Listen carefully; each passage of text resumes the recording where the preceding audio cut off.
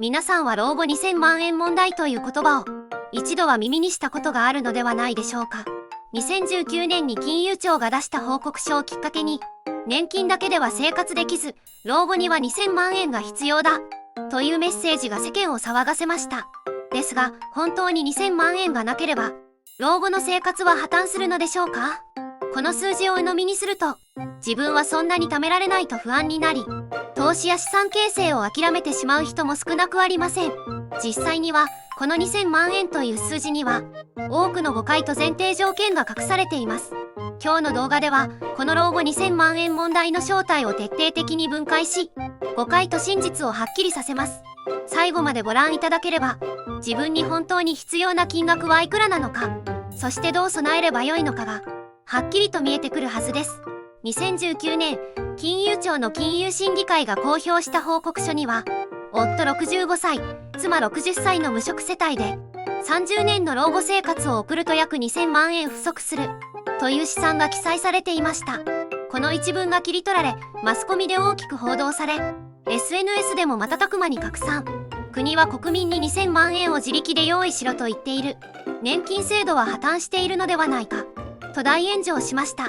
若い世代は自分の老後は大丈夫なのかと不安になり、シニア世代は今更貯められないと絶望感を抱いたのです。しかし冷静に考えると、この試算はあくまでモデルケース。特定の条件下で算出された一例に過ぎません。それを全ての国民に当てはまると受け取ったことが、誤解の始まりでした。では、この2000万円という数字は、一体どのように導き出されたものだったのでしょうか。ここから、数字の裏にある前提を、一緒に確認していきましょう。2000万円不足説の根拠になったのは、総務省家計調査のデータです。高齢夫婦無職世帯の平均支出は月26万円。一方で年金収入は月21万円程度。その差5万円が毎月不足し、30年で約2000万円に達するという計算でした。ここで重要なのは平均という言葉です。実際の世帯には、持ち家で住宅費がかからない人もいれば、医療費が高額にかかる人もいます。中央値で見ると支出はもっと低くなるケースが多く、必ずしも全ての家庭に2000万円が必要というわけではないのです。また、この試算は30年間ずっと赤字が続くという前提。しかし現実には、60代前半は支出が多くても、70代以降は支出が減少する傾向が厚労省の統計でも示されています。つまり2000万円不足という数字は、一部の条件をそのまま延長して導き出された最悪シナリオに近いものでした。数字をどう解釈するかで将来に対する見え方は大きく変わるのです。では実際の生活スタイルによってどれほど必要額が変わるのかを見てみましょう。例えば持ち家に住む夫婦世帯の場合、住宅ローンを完済していれば住居費は固定資産税と修繕費だけ年間数十万円で済みます。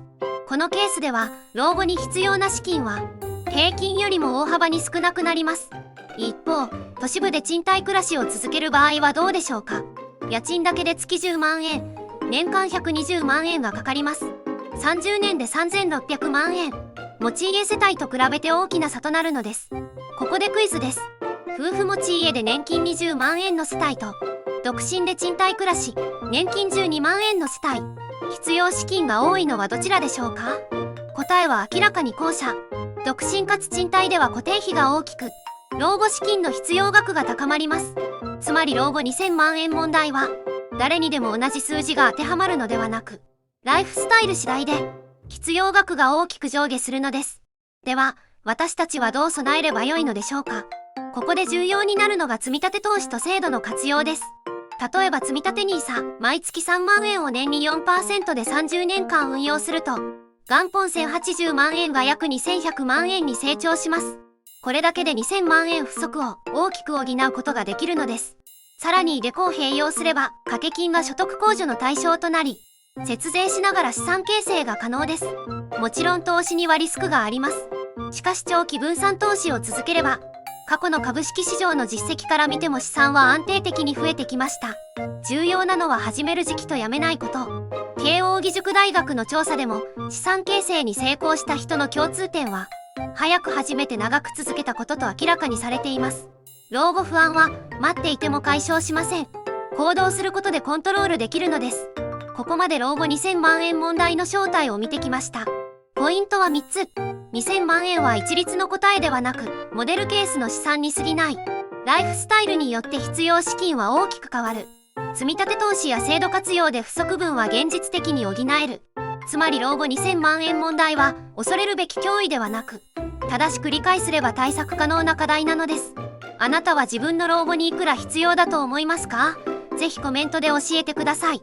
このチャンネルでは初心者でもわかる投資知識を楽しく学べる内容をお届けしています。ぜひチャンネル登録と高評価をお願いします。次回の動画でまたお会いしましょう。